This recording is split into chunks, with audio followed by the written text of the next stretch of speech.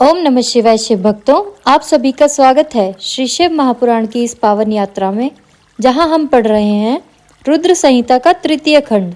आज का अध्याय है मेना और हिमालय की बातचीत, पार्वती तथा हिमवान के स्वप्न तथा भगवान शिव से मंगल ग्रह की उत्पत्ति का प्रसंग।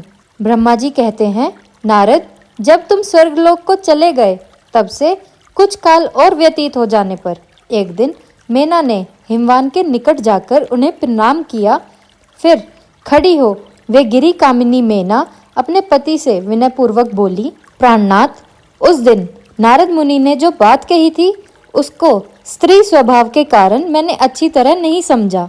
मेरी तो यह प्रार्थना है कि आप कन्या का विवाह किसी सुंदर वर के साथ कर दीजिए। वह विवाह सर्वथा अपूर्व सुख देने वाला होगा। गिरिजा का वर शुभ लक्षणों से संपन्न और कुलीन होना चाहिए। मेरी बेटी मुझे प्राणों से भी अधिक प्रिय है। वह उत्तम वर पाकर जिस प्रकार भी प्रसन्न और सुखी हो सके वैसा कीजिए, आपको मेरा नमस्कार है। ऐसा कहकर मेना अपने पति के चरणों में गिर पड़ी। उस समय उनके मुख पर आंसुओं की धारा बह रही थी। प्राज्ञ शिरोमणि हिमवान ने उन्हें उठाया और यथावत समझाना आरंभ किया।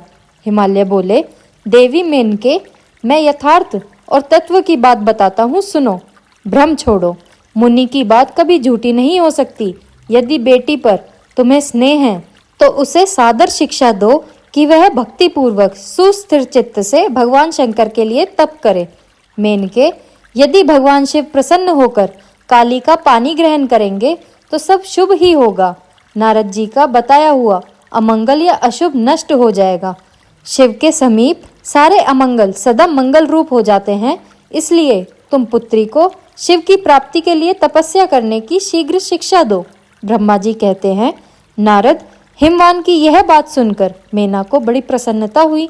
वे तपस्या में रुचि उत्पन्न करने के लिए पुत्री को उपदेश देने के निमित्त उसके पास गईं, परंतु बेटी के सुकुमार अंग पर दृष्टिपात करके मेना के मन में बड़ी व्यथा हुई। उनके दोनों नेत्रों में तुरंत आंसू भर आए। फिर तो गिरिप्रिया मेना में अपनी पुत्री को उपदेश देने की शक्ति नहीं रह गई। अपनी माता की उस चेष्टा को पार्वती जी शीघ्र ही ताड़ गई।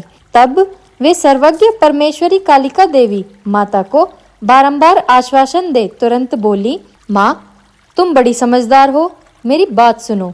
आज पिछली रात्रि के समय ब्रह्म मुहूर्त में मैंने एक स्वप्न देखा, उसे बताती हूँ। माता जी, स्वप्न में एक दयालु एवं तपस्वी ब्राह्मण ने मुझे शिव की प्रसन्नता के लिए उत्तम तपस्या करने का प्रसन्नता पूर्वक उपदेश दिया। नारद, यह सुनकर मेनका ने शीघ्र अपने पति को बुलाया और पुत्री के देखे हुए स्वप्न को पूर्णतः कह सुनाया।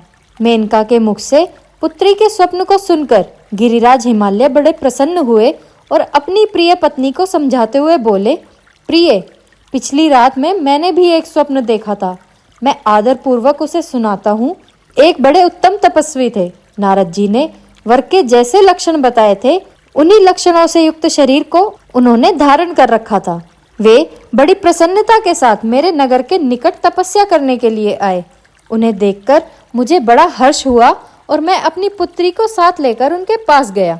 उस समय मुझे ज्ञात हुआ कि नारद जी के बताए हुए वर भगवान शंभु ये ही हैं। तब मैंने उन तपस्वी की सेवा के लिए अपनी पुत्री को उपदेश देकर उनसे भी प्रार्थना की कि वे इसकी सेवा स्वीकार करें, परंतु उस समय उन्होंने मेरी यह बात नहीं मानी। इतने में ही वहां सांख्य और वेदांत के अनुसार बहुत बड़ा विवाद छिड़ गया। तदंतर उनकी आज्ञा से मेरी बेटी वहीं रह गई और अपने हृदय में उन्हीं की कामना रखकर भक्ति पूर्वक उनकी सेवा करने लगी। सुमुखी, यही मेरा देखा हुआ स्वप्न है जिसे मैंने तुम्हें बता दिया। अतः प्रिय, मैंने कुछ काल तक इस स्वप्न के फल की परीक्षा या प्रतीक्षा करनी चाहिए। इस समय यही उचित जान पड़ता है। तुम निश्चित समझो, यही मेरा विचार है। ब्रह्मा जी कहते हैं, मुनीश्वर नारद, ऐसा कहकर गिरिराज हिमवान और मेनका शुद्ध हृदय से उस स्वप्न के फल की परीक्षा एवं प्रतीक्षा करने लगे। देवर्षे शिव भक्त शिरोमणे, भगवान शंकर का यश परम पावन, मंगलकारी, भक्तिवर्धक और उत्तम है। तुम इसे आदर पूर्वक सुनो। दक्ष यज्ञ से अपने निवास स्थान कैलाश पर्वत पर आकर भगवान शंभु प्रिया विरह से कातर हो गए और प्राणों से भी अधिक प्यारी सती देवी का हृदय से चिंतन करने लगे। अपने पार्षदों को बुलाकर सती के लिए शोक करते हुए उनके प्रेम वर्धक गुणों का अत्यंत प्रीतिपूर्वक वर्णन करने लगे। यह सब उन्होंने सांसारिक गति को दिखाने के लिए किया। फिर गृहस्थ आश्रम की सुंदर स्थिति तथा नीति रीति का परित्याग करके वे दिगंबर हो गए और सब लोकों में उन्मत्त की भांति भ्रमण करने लगे। लीला कुशल होने के कारण विरही की अवस्था का प्रदर्शन करने लगे। सती के विरह से दुखित हो कहीं भी उनका दर्शन ना पाकर भक्त कल्याणकारी भगवान शंकर पुनः कैलाश गिरी पर लौट आए और मन को यत्न पूर्वक एकाग्र करके उन्होंने समाधि लगा ली, जो समस्त दुखों का नाश करने वाली है। समाधि में वे अविनाशी स्वरूप का दर्शन करने लगे। इस तरह तीनों गुणों से रहित हो वे भगवान शिव चिरकाल तक सुस्थिर भाव से समाधि लगाए बैठे रहे। वे प्रभु स्वयं ही माया के अधिपति निर्विकार पर ब्रह्म हैं। तदंतर जब असंख्य वर्ष बीत गए तब उन्होंने समाधि छोड़ी। उसके बाद तुरंत ही जो चरित्र हुआ उसे मैं तुम्हें बताता हूँ। भगवान शिव के ललाट से उस समय श्रम जनित पसीने की एक बूंद पृथ्वी पर गिरी और तत्काल एक शिशु के रूप में परिणत हो गई। मुने उस बालक के 4 भुजाएं थी, शरीर की कांति लाल थी और आकार मनोहर था। दिव्य द्युति से दीप्तिमान वह शोभाशाली बालक अत्यंत दुस्सह तेज से संपन्न था। तथापि उस समय लोकाचार परायण परमेश्वर शिव के आगे वह साधारण शिशु की भांति रोने लगा। यह देख पृथ्वी भगवान शंकर से भयमान उत्तम बुद्धि से विचार करने के पश्चात सुंदर स्त्री का रूप धारण करके वहीं प्रकट हो गई। उन्होंने उस सुंदर बालक को तुरंत उठाकर अपनी गोद में रख लिया और उसके ऊपर प्रकट होने वाले दूध को ही स्तन्य के रूप में उसे पिलाने लगी। उन्होंने स्नेह से उसका मुख चूमा और अपना ही बालक मान हंस हंसकर उसे खिलाने लगी।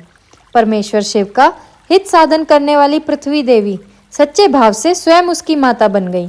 संसार की सृष्टि करने वाले परम कौतुकी एवं विद्वान अंतर्यामी शंभु वह चरित्र देखकर हंस पड़े और पृथ्वी को पहचानकर उनसे बोले, धरनी तुम धन्य हो, मेरे इस पुत्र का प्रेम पूर्वक पालन करो।